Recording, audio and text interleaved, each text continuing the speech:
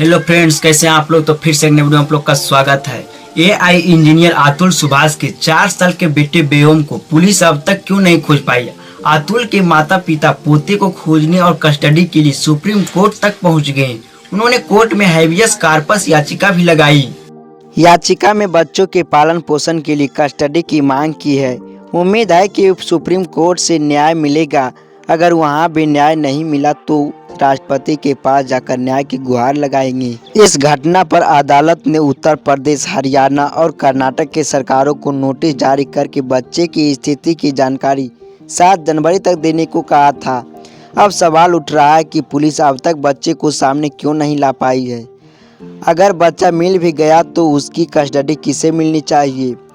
क्या अतुल के माता पिता को या फिर बच्चे के नाना नानी को? कमेंट में आप लोग बताएं। अतुल के पिता पवन मोदी अपने पुत्र विकास मोदी और पत्नी के साथ पुलिस के बुलाए पर बेंगलुरु गए थे। वहां उनको बयान दर्ज कराने के लिए बुलाया गया था। शनिवार को वह बेंगलुरु पहुंचे। हालांकि उनका बयान अभी भी दर्ज नहीं हो पाया। पवन मोदी ने भास्कर को फोन पर बताया पोते की कस्टडी इसलिए चाहते हैं कि निकिता के परिवार वाले अपराधी किस्म के हैं। अगर बच्चा उनके पास रहेगा तो वह भी अपराधी बन जाएगा। अपने पोते को अपनी कस्टडी में लेकर दूसरा अतुल सुभाष बनाना चाहता है। हिंदू माइनॉरिटी एवं गार्जियनशिप एक्ट 1956 के अनुसार पिता की डेथ हो गई है और माँ जेल में हो तो माँ पुलिस या कोर्ट के माध्यम से बच्चे की कस्टडी ले सकती है।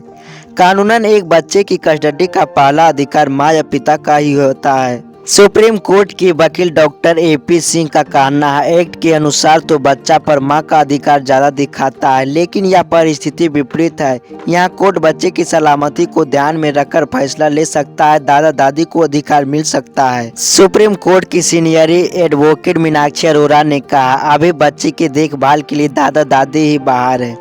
कोर्ट बच्चे का वेलफेयर देखेगा, बच्चे की सुरक्षा और बेहतर पेरेंटिंग को देखा जाएगा। इसके लिए जरूरी नहीं कि नेचुरल रिलेशन का आदमी ही हो। अतुल ने सुसाइड नोट में लिखा था मेरे केस की सुनवाई का लाइव टेलीकास्ट हो। पत्नी मेरा सब न छू सकी। यदि भ्रष्ट जज मेरी पत्नी और उसके परिजन को कोर्ट बरी कर दे तो मेरी अस्थियां उसी अदालत के बाहर किसी गटार में बहा दी जाए। मेरे बेटे की कस्टडी मेरे माता पिता को दी जाए। यह अंतिम इच्छा 34 साल के आए इंजीनियर अतुल सुभाष की है। उसने 9 दिसंबर को बेंगलुरु में अपने फ्लाइट में फांसी लगाकर जान दे दी थी। आत्महत्या से पहले ये बातें 24 पेज के सुसाइड नोट में लिखी थी। हर पेज के ऊपर लिखा था जस्टिस इज ड्यू। उन्होंने 1 घंटे 20 मिनट का वीडियो बनाकर सोशल मीडिया पर अपलोड भी किया था। अतुल ने उत्तर प्रदेश के जौनपुर की एक जज पर भी गंभीर आरोप लगाए थे। नोट में लिखा था कि जज ने मामले को रफा दफा करने के नाम पर 5 लाख रुपए मांगे थे। अतुल ने यह भी लिखा था कि उनकी पत्नी और सास ने उन्हें सुसाइड करने को कहा था और इस पर उक्त जज हंस पड़ी थी। 17 दिसंबर को अतुल के पिता पवन मोदी ने कहा था मैं अपने भारत के न्याय प्रणाली पर कोई सवाल नहीं उठा रहा हूँ। हमारी न्याय प्रणाली बहुत अच्छी है लेकिन इसका दुरुपयोग भी हो रहा है। मैं तो उस पोते का दादा हूँ जिसका पता अभी तक नहीं चल पाया, जिसका चेहरा मैंने आज तक कभी सामने से नहीं देखा। मुझे डर है कि अगर वह अपराधी किस्म के लोगों के साथ रहेगा तो कहीं वह भी अपराधी न बन जाए। अतुल की मां अंजू मोदी ने कहा मैं हर चीज को सह लेती थी लेकिन अब मेरी बस यही इच्छा है कि मैं अपने पोते को अपने सामने से देखूं। मेरा पोता मेरा दूसरा अतुल सुभाष होगा। मैं अपने पोते के सहारे जी लूंगी। मेरे पोते को कोई दिलवा दो।